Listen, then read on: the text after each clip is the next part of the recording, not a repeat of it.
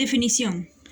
Como la etiología del síndrome de fatiga crónica es desconocida, no existen marcadores biológicos que permitan diagnosticarlo y no hay un tratamiento definitivo. La superposición de síntomas entre el síndrome de fatiga crónica y otras enfermedades funcionales como fibromialgia, sensibilidades químicas múltiples, depresión y síndrome del colon irritable, que se caracterizan también por fatiga, hacen que sea difícil definirlo con cierto grado de certeza. En efecto, con el síndrome de fatiga crónica se describe un grupo de síntomas similares que se desarrollan en distintas alteraciones fisiopatológicas.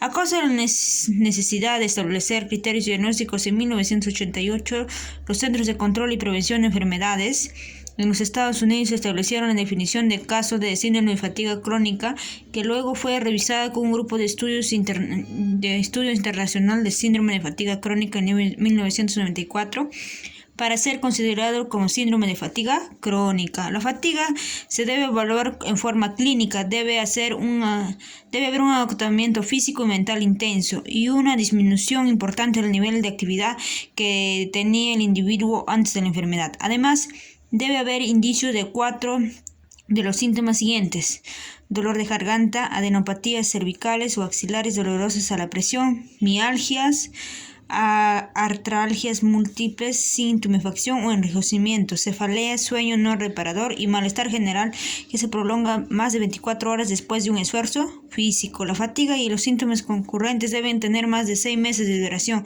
En el recuadro 12-3 se resumen los criterios de diagnóstico del síndrome de fatiga crónica. Fisiopatología. Chicos, la teoría de la patogenia del síndrome de fatiga crónica abarca infecciones, trastornos psicológicos, difusión del eje hipotálamo, hiposafario, suprarrenal o una alteración del sistema nervioso autónomo. A pesar de las investigaciones y de la enunciación de diversas teorías, la fisiopatología del síndrome de fatiga crónica aún permanece desconocida. Muchos pacientes de síndrome de fatiga crónica atribuyen el comienzo de sus síntomas a una infección por el virus de la gripe. Se ha estudiado en forma extensa la vinculación con agentes infecciosos con el virus de Epstein-Barr, el hipervirus humano 6, enterovirus, retrovirus humano, Mycobacterium tuberculosis, Borrelia burgdorferi, Brucella y Cándida. Hasta la fecha, sin embargo, no se ha podido vincular en forma concluyente a ninguna de estos agentes en una relación de causa-efecto con el desarrollo del síndrome de fatiga crónica. El síndrome de fatiga crónica se asocia a menudo con trastornos psicológicos, en especial ansiedad y depresión, pero esto es difícil de evaluar. Los pacientes con síndrome de fatiga crónica, al parecer, son más propensos que la población general a trastornos psicológicos como la depresión mayor o el pánico antes del desarrollo del síndrome de fatiga crónica. Sin embargo, es cierto también que una proporción significativa del paciente con síndrome de fatiga crónica no han tenido esos episodios ni antes ni después de su aparición. Varios estudios sugieren que el síndrome de fatiga crónica pueden deberse a alguna alteración primaria de la función inmunitaria. Se han descrito diversas anormalidades inmunológicas en pacientes con síndrome de fatiga crónica. Se cree que el sistema inmune podría tener una reactividad exagerada o un agente ambiental, probablemente un agente infeccioso, o a estímulos intensos, y luego sería incapaz de autorregularse. Otras posibilidades es que una infección viral produzca una supresión continua del sistema inmune se ha demostrado que las células mononucleares de los pacientes con síndrome de fatiga crónica tienen una respuesta disminuida a la estimulación antigénica y proliferan con la mitad de velocidad normal. Uno de los hallazgos inmunológicos más constantes en el bajo nivel de actividad de las células NK, según las hipótesis, es una situación de activación inmune prolongada. Las células de NK que logran atravesar la barrera hematoencefálica podrían dañar a las células celulares y causar anormalidades neuroendocrinas y crónicas y síndrome de fatiga crónica. Los estudios de diagnóstico por imágenes proporcionan datos preliminares que sugieren que el síndrome que el sistema nervioso central sería la vía final común entre el desarrollo de la enfermedad. En estudios del cerebro con resonancia magnética y tomografía por emisión de positrones se encontraron anormalidades en la sustancia blanca e hipoperfusión del tronco encefálico en pacientes con síndrome de fatiga crónica. En otros estudios se han documentado anormalidades del eje hipotálico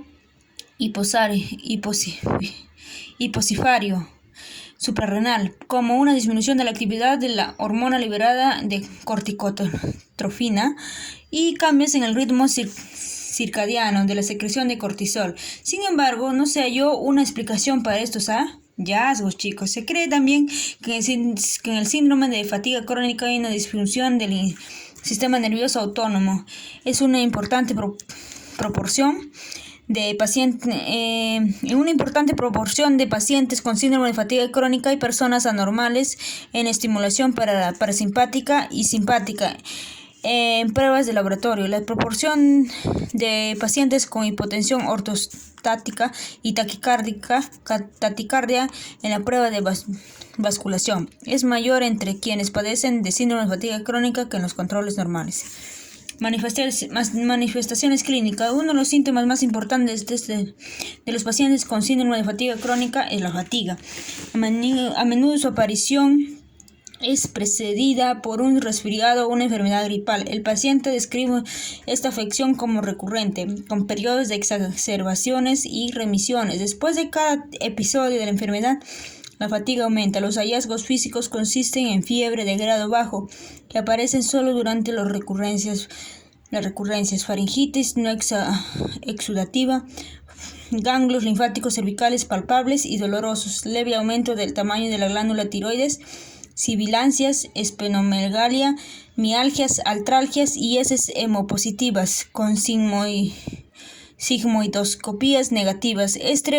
Entre los problemas psicológicos se destacan el deterioro cognitivo, que el paciente describe como incapacidad para concentrarse y realizar actividades triviales. Hay informes de las alteraciones del estado de ánimo y del sueño, alteraciones del equilibrio, trastornos visuales y diversos grados de ansiedad y depresión. Diagnóstico y tratamiento. El diagnóstico del síndrome de fatiga crónica se basa en la integración de datos del cuadro clínico, del examen físico y de los resultados de pruebas diagnósticas. Los estudios de laboratorio se limitan por lo general a recuento sanguíneo y a pruebas específicas según los síntomas del paciente. El diagnóstico final se basa habitualmente en la definición del sistema de definición del síndrome de fatiga crónica de la CDC, que es el estudio de Estados Unidos, que era la CDC, y como no se conoce la causa del síndrome, el tratamiento actual tiene que ser sintomático y está dirigido al manejo del paciente y no a la curación. Se centra en la educación, el apoyo emocional, el tratamiento de los síntomas y la atención general de la salud. El manejo de los síntomas abarca un programa de ejercicios que ayuda al paciente a recuperar sus fuerzas, junto con un programa de actividades estructurados. Se lo debe alentar a que lleve una vida lo más activa posible y que reanude las actividades de la vida diaria. Es esencial que enfoque un enfoque holístico en el tratamiento del síndrome de fatiga crónica. Dice, con un tratamiento y un apoyo adecuados, la mayoría de los pacientes mejora. Sin embargo, puede haber recaídas. El seguimiento y el tratamiento debe ser regular y continuo. En los Estados Unidos existen grupos de apoyo locales y nacionales para pacientes con síndrome de fatiga crónica. En resumen, chicos, más fácil, la fatiga es un estado de agotamiento físico y psicológico inespecífico autopercibido. El paciente no es capaz de realizar las actividades rutinarias y no se alivia con el sueño o el descanso. La fatiga aguda se debe al uso excesivo del cuerpo o de los grupos musculares específicos y a menudo se relaciona con la depleción de las fuentes de energía. La fatiga crónica suele estar vinculada con una enfermedad específica o crónica y puede mejorar si se corrigen los efectos de la enfermedad. El síndrome de fatiga crónica es una afección compleja que tiene manifestaciones fisiológicas y psicológicas. Se caracteriza por fatiga debilitante. Muchas veces el diagnóstico se realiza por un proceso de eliminación y tratamiento requiere un enfoque holístico. Acá tenemos un cuadro, criterios diagnósticos del síndrome de fatiga crónica. Evaluación clínica de la fatiga. Fatiga mayor e igual a 6 meses de duración, comienzo reciente o definido. No se alivia con el descanso. Disminución importante de las actividades premórbidas laborales, educacionales, sociales o personales, acompañada por lo menos de 4 de los síntomas siguientes: alteración de la memoria y la concentración, dolor de garganta, adenopatías cervicales o axilares dolorosas a la presión, mialgias, poliartralgias, cefalea de comienzo reciente, sueño no reparador, malestar general después del ejercicio, diagnósticos o a excluir. Cualquier enfermedad activa que pueda explicar la fatiga crónica. Cualquier enfermedad previa no del todo resuelta que pueda explicar la fatiga crónica. Antecedentes o diagnóstico actual de depresión mayor, esquizofrenia, trastorno delirante, demencia, anorexia o bulimia nerviosa también. Hay que excluir esos diagnósticos. Y abuso del alcohol o de otras sustancias en los 2 años siguientes al comienzo de los síntomas de fatiga crónica. Ahora vamos a hablar de reposo y inmovilidad. Después de completar esta sección del capítulo podrá alcanzar los siguientes objetivos: describir los efectos de la gravedad sobre el cuerpo. Describir los efectos de la inmovilidad y del reposo prolongado en cama sobre los sistemas cardiovasculares, pulmonar, renal, musculoesquelético, metabólico y gastrointestinal. Explicar los cambios en el equilibrio de líquidos y electrolitos que se asocian con la inmovilidad y el reposo prolongado. Identificar las alteraciones de los electrolitos en el suero y los valores hematológicos relacionados con la inmovilidad y el reposo prolongado. Explicar los cambios en la percepción sensitiva como consecuencia de la inmovilidad y el reposo prolongado. Identificar las alteraciones de los datos de evaluación clínica relacionados con los efectos de la inmovilidad y el reposo prolongado. Describir las intervenciones terapéuticas que ayudan a contrarrestar los efectos negativos de la inmovilidad y el reposo prolongado. El reposo en cama, y la inmovilidad son las antítesis del ejercicio y el movimiento. Impiden el uso activo de los músculos esqueléticos, el movimiento contra la gravedad, la conservación de los líquidos corporales, la distribución normal del flujo sanguíneo y el mantenimiento de las reservas cardiopulmonares. La inmovilidad puede ser impuesta por una lesión que requiere estabilización para facilitar la curación del proceso, o puede deberse afecciones que limitan las reservas físicas. Los efectos de la inmovilidad se pueden restringir a un solo miembro en caso de un yeso, pueden afectar ambas piernas si se trata de un paciente en silla de ruedas, o pueden afectar a todo el cuerpo como sucede con el reposo en cama. El reposo en cama y la inmovilidad se asocian con diversas complicaciones como debilidad generalizada, intolerancia ortostática, atelectasia, neumonía, embolia pulmonar, tromboflebitis, atrofia muscular, osteoporosis, retención urinaria, estreñimiento y deterioro de la percepción sensorial. En esta sección del capítulo, los cambios fisiológicos que tienen lugar durante el reposo en cama y la inmovilidad y las intervenciones. En esta sección del capítulo se describirán los cambios fisiológicos que tienen lugar durante el reposo en cama y la inmovilidad y las intervenciones terapéuticas que contrarrestan sus efectos. El reposo en cama es uno de los métodos de tratamiento más antiguos y más utilizados para diversas enfermedades. Antes de la década de 1940 se prescribía el reposo en cama por 2 semanas después del parto, por 3 semanas después de herniorrafia y por 4 o 6 semanas después de un infarto de miocardio. Se creía que las complejas demandas bioquímicas y físicas de la actividad física desviaban la energía que requieren los procesos de restauración y reparación necesarios para la curación. Eso se creía antiguamente. El reposo en cama era equivalente al reposo óptimo para el corazón y para todo el cuerpo. Durante la Segunda Guerra Mundial, la escasez de camas en los hospitales y de personal médico hicieron que muchos pacientes debieran comenzar a movilizarse en forma temprana. Como suele ocurrir en estos casos, se descubrió que la movilización temprana disminuía las complicaciones y mejoraba el desempeño del paciente. La National Aeronautics and Space Administration, NASA, condujo una investigación que describió los efectos. La National Aeronautics and Space Administration condujo una investigación que describió los efectos dañinos de la inactividad prolongada y la ingravidez. Estos estudios indican que los efectos antigravitatorios del reposo en cama producen respuestas similares. Efectos antigravitatorios de reposo en cama. La posición de cúbito dorsal que desempeña la inmovilidad y el reposo en cama interfieren en los efectos de gravedad. La fuerza de gravedad tiene efectos benéficos sobre nuestro cuerpo. En la posición citada, la ausencia de la fuerza de gravedad causa muchos efectos negativos en el desacondicionamiento que se asocia con la inmovilidad y el reposo en cama. En la posición erguida, el cuerpo compensa los efectos de la gravedad en diversas maneras. Los músculos esqueléticos se contraen y ejercen presión contra las venas y los vasos linfáticos. Esta contracción contrarresta la fuerza de gravedad que de otra manera produciría la acumulación de sangre y líquidos en los miembros inferiores. Esto mantiene la sangre en movimiento en el sistema circulatorio. Los huesos conservan su solidez porque las estructuras longitudinales se sustentan. El peso retienen a los minerales esenciales como el calcio dentro de la estructura ósea. Efectos psicológicos del reposo en cama.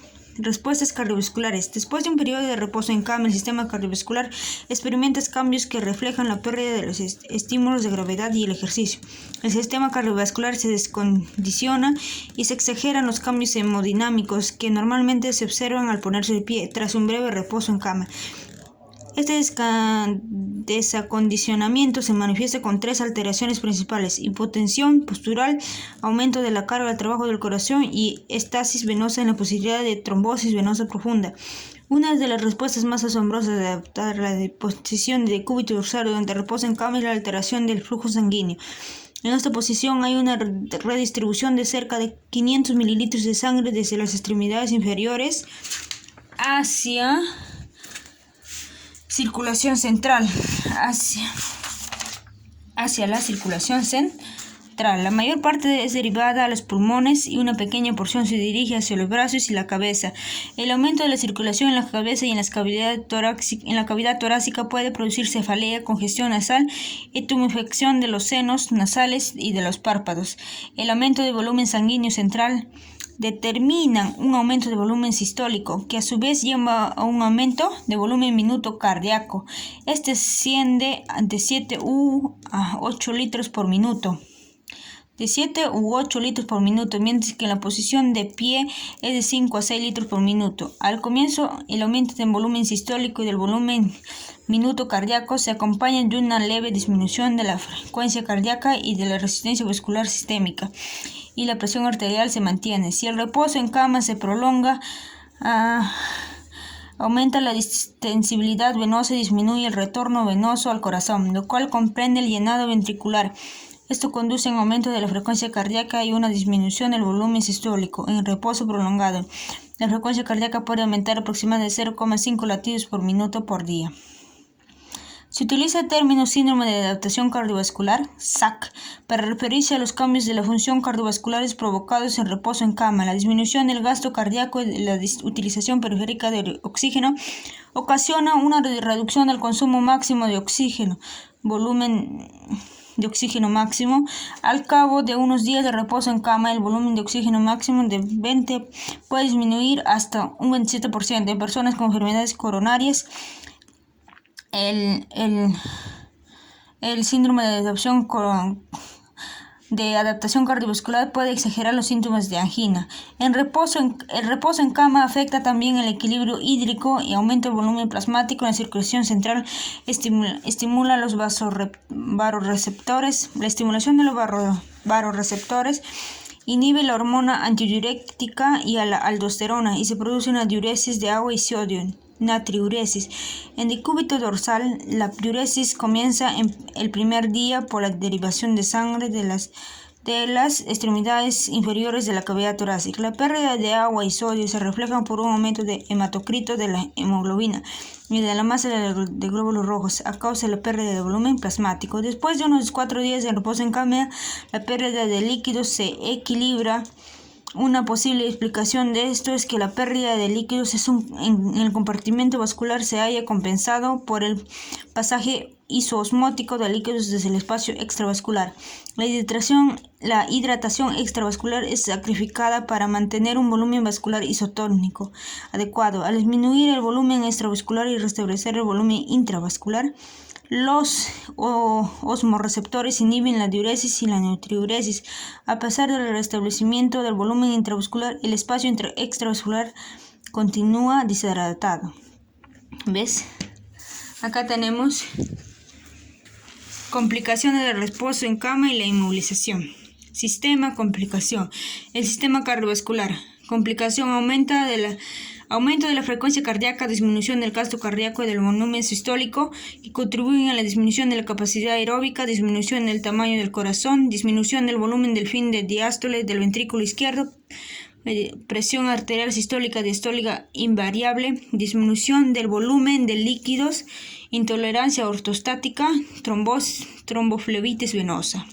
Pulmonar, resistencia mecánica, su complicación, resistencia mecánica a la respiración, disminución de la capacidad funcional cardiopulmonar, hipoxemia relativa, neumonía. Musculoesquelético, atrofia y pérdida de fuerza y resistencia musculares, disminución de la fuerza en tendones y ligamentos y sus inserciones óseas, disminución de la capacidad oxidativa de músculo que contribuye a la disminución de la capacidad aeróbica, osteoporosis, pérdida del hueso, contracturas, hipercalcemia por inmovilidad y osteoartritis. Gastrointestinal, complicación, falta de apetito, estreñimiento. Genitourinario, incontinencia, cálculos renales, estasis e infección urinaria, desequilibrio electrolítico. Hemático, complicación, disminución del volumen total de líquidos, aumento de la viscosidad sanguínea, tromboembolismo. Metabólico y endocrino, intolerancia a la glucosa, hiperglucemia, hiperinsulinemia, aumento de la producción de hormona paratiroidea. Cutáneo, úlceras de decúbito. Funcional, intolerancia a la deambulación y la actividad, trastornos de equilibrio y la coordinación. Psicológico, carencia sensitiva, percepción sensitiva alterada, confusión y desorientación, ansiedad, depresión, disminución de la capacidad intelectual. Mucho reposo. Reposo en cama y inmovilidad. Las respuestas cardiovasculares al reposo en cama consisten en la redistribución del volumen sanguíneo desde la parte inferior del cuerpo hacia la circulación central, el desacondicionamiento del corazón y la disminución del volumen total de agua corporal. Puede haber intolerancia ortostática. La estasis venosa por el reposo en cama favorece el desarrollo de trombosis venosa profundas. Los cambios pulmonares están representados por la disminución de volumen corriente y la capacidad residual funcional. Los alveolos tienden a colapsarse y se forman áreas de ventilación pulmonares disminuida. El reposo en cama aumenta el riesgo de cálculos renales y de infecciones urinarias. La masa muscular se reduce como consecuencia de la atrofia por falta de uso y la masa ósea disminuye por el desequilibrio entre la actividad del osteoclasto, reabsorción ósea, y de los osteoblastos, generación ósea. Puede desarrollarse úlceras de presión por isquemia en zonas de contacto constante en la superficie de la cama. Los efectos psicológicos de reposo en cama son la ansiedad y la depresión y la disminución de la capacidad de concentración y aprendizaje. Tenemos acá un mapa conceptual. Dice figura, efectos de la gravedad y de la falta de uso de los músculos esqueléticos durante el reposo en cama y la posición de cúbito dorsal, o sea, de lado, sobre las funciones cardiovascular, respiratoria y renal, y la repercusión sobre la tolerancia al ejercicio y el riesgo de complicaciones como tromboembolismo y hipotensión postural.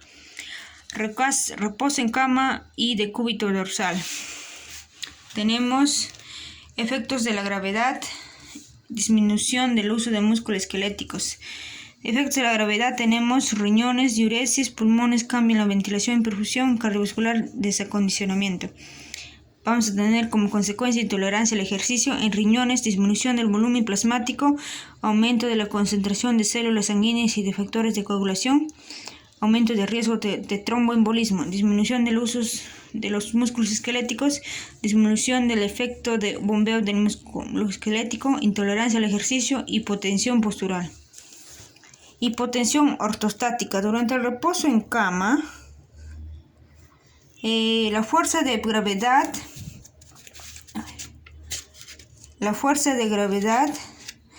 y la presión hidrostática no actúan sobre el sistema cardiovascular. Al cabo de 3 a 4 días de reposo en cama, al recobrar la posición erecta se produce una intolerancia ortostática postural. La posición de pie resulta en la disminución del volumen sanguíneo central al desplazarse la sangre hacia las extremidades inferiores y las zonas declive del cuerpo.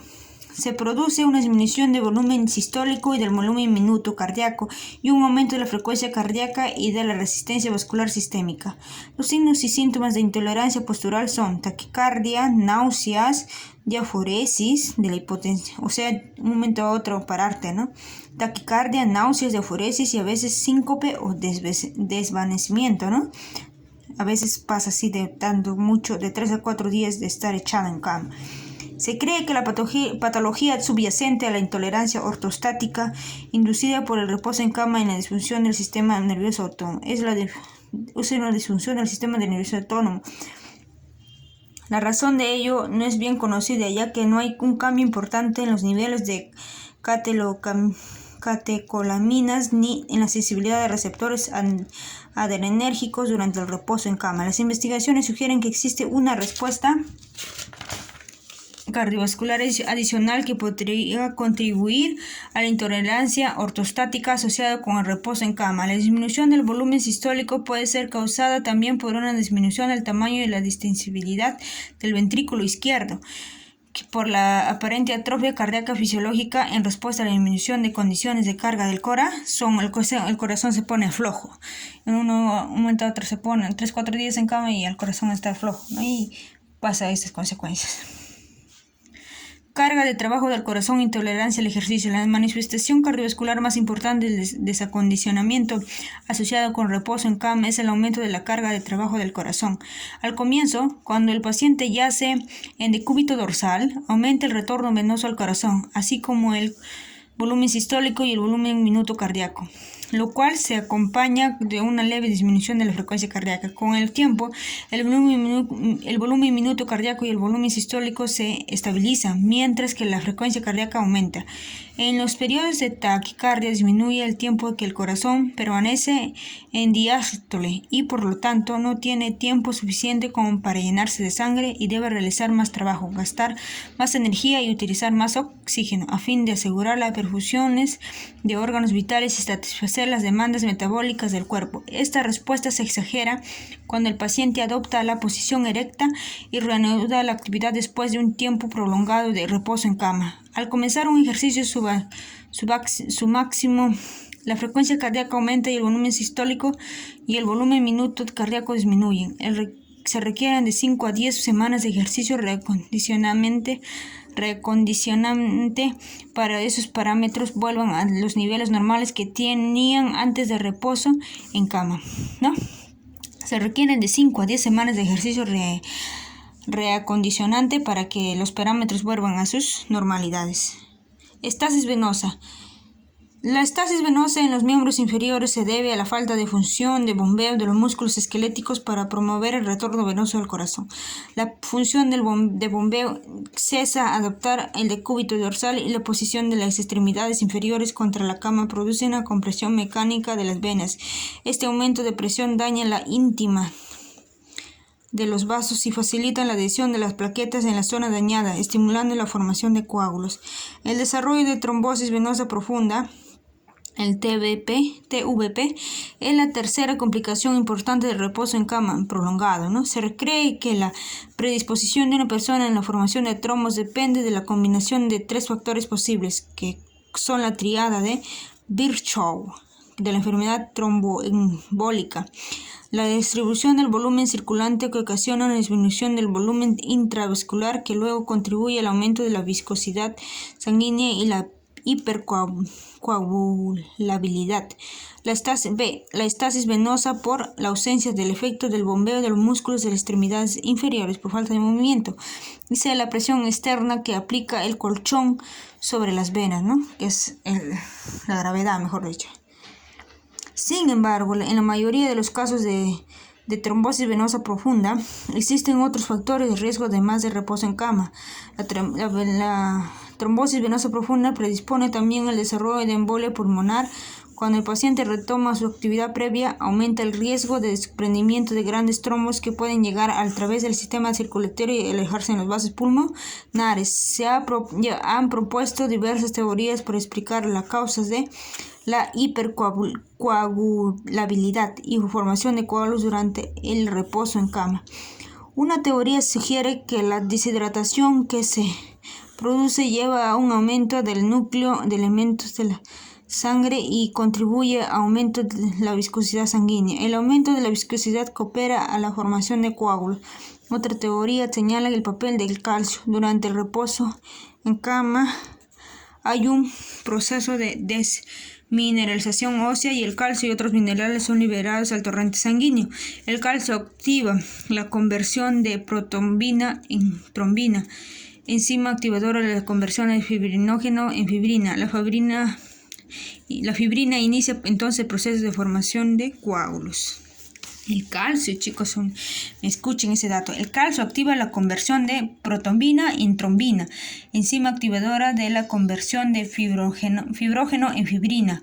La fibrina inicia entonces el proceso de coagulación.